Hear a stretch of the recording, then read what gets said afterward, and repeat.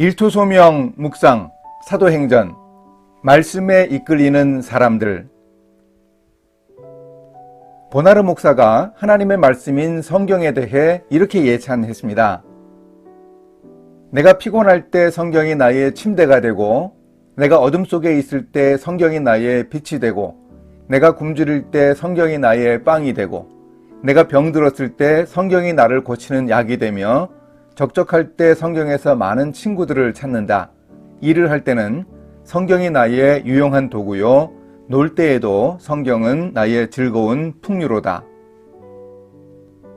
하나님의 말씀이 이렇게 우리 삶의 여러 부분에 유효적절하고 요긴합니다.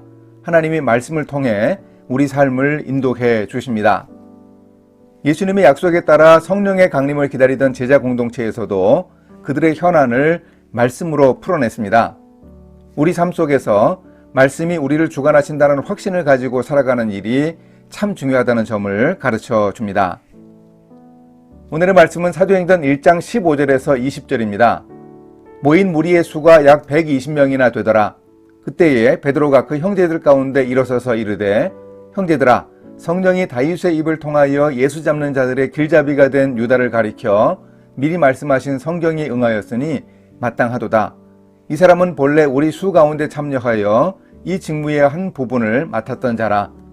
이 사람이 불의의 삭수로 밭을 사고 후에 몸이 곤두박질하여 배가 터져 창자가 다 흘러나온지라. 이 일이 예루살렘에 사는 모든 사람에게 알리어져 그들의 말로는 그 밭을 아겔다마라 하니 이는 피밭이라는 뜻이라. 시편에 기록하였으되 그의 거처를 황폐하게 하시며 거기 거하는 자가 없게 하소서 하였고, 또 일렀으되 그의 직분을 타인이 취하게 하소서 하였도다. 마가의 다락방에 모였던 제자 공동체의 놀라운 특징 중 하나는 말씀에 이끌림 받았다는 점입니다. 그 중요한 증거는 베드로가 여전히 제자 공동체에서 리더십을 가지고 건재했다는 사실입니다. 예수님이 십자가에 달리시기 전 신문받을 때 주님을 배신했던 베드로였지만 공동체 구성원들은 그를 신뢰했습니다. 베드로가 회의를 주관하고 있습니다. 어떻게 가능했을까요? 예수님이 베드로에게 돌이킨 후 형제들을 굳게 하라는 말씀을 제자들이 믿었기 때문입니다. 예수님이 베드로의 믿음이 떨어지지 않기를 기도하셨습니다. 또한 부활 후에도 예수님이 베드로가 배신한 일을 상기시키며 사랑을 확인하셨습니다. 내 양을 먹이라고 하시며 다시금 사명을 주신 일을 다른 제자들도 함께 보았고 자연스럽게 베드로의 리더십에 대해 수긍했습니다. 이렇게 예수님의 말씀에 근거해 예수님을 부인했다가 회개하고 돌이킨 베드로의 리더십이 유지되었습니다. 제자 공동체에서는 말씀이 리더십의 근거였습니다.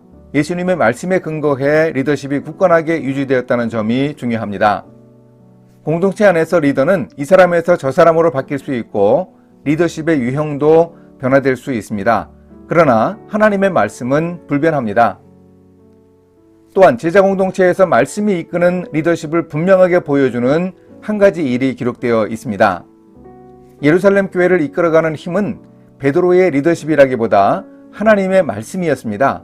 말씀이 공동체의 리더라는 점을 실제적으로 입증하는 예가 있습니다. 베드로는 유다의 배반과 죽음도 말씀에 기록된 예언을 이룬 것이며 다른 사람이 그 직분을 이어가야 한다는 제안도 구약의 말씀에서 근거를 찾았습니다. 시편에 기록하였으되 그의 거처를 황폐하게 하시며 거기 거하는 자가 없게 하소서 하였고, 또 일렀으되 그의 직분을 타인이 취하게 하소서 하였도다. 베드로는 시편 69편 25절과 109편 8절을 인용했습니다. 말씀이 공동체를 이끌어간다는 의미는 이렇게 현실의 문제들을 말씀으로 풀어가는 것입니다. 과연 우리는 일터에서 생기는 문제들을 말씀으로 해결하려는 의지가 있습니까? 우리 일터에서 겪는 문제들도 하나님의 말씀의 리더십으로 풀 수 있어야 합니다. 어떻게 하면 이렇게 말씀으로 문제를 풀 수 있을까요? 해박한 성경 지식으로 일이나 사건마다 말씀을 갖다 붙이기만 하면 능사가 아닙니다. 우리는 일터의 현실적인 문제들에 대한 말씀의 원리를 잘 발견하기 위해 노력해야 합니다.